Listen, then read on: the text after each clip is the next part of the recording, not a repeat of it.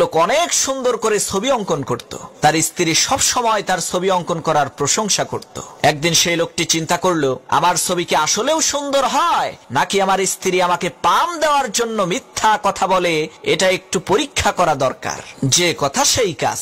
সেই লোকটি সুন্দর একটি ছবি এঁকে সকালবেলা রাস্তার পাশে রেখে আসলো, আর ছবির উপরে লিখে দিল, এই ছবির মধ্যে যদি কোনো ভুল থাকে তাহলে আপনারা ছবির মধ্যে চিহ্ন দিয়ে আমাকে ভুলগুলো ধরিয়ে দিন।